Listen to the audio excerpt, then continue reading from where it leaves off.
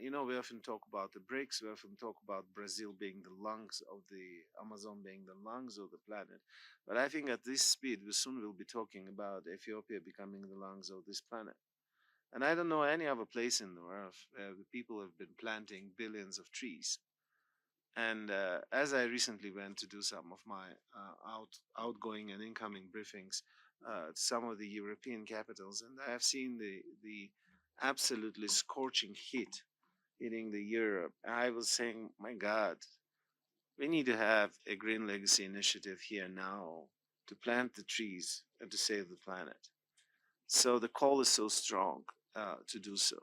I would like to welcome all the partnerships which have been driving the innovation.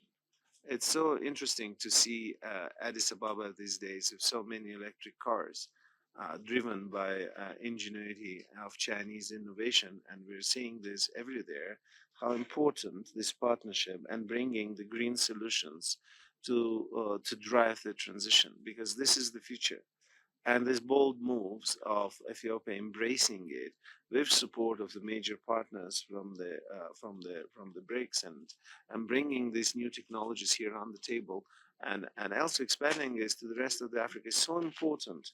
Very important meeting to see how we're actually linking the green legacy, how we're linking the transitions to the food security.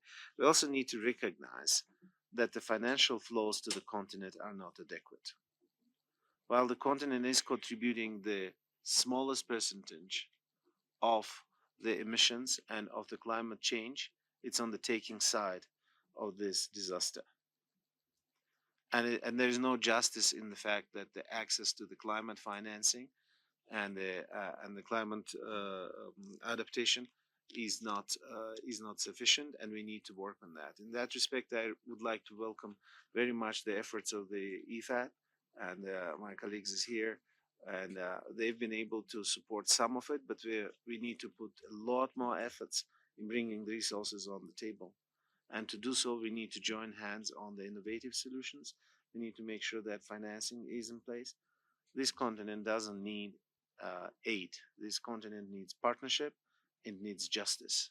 And it's about the time that it needs to happen.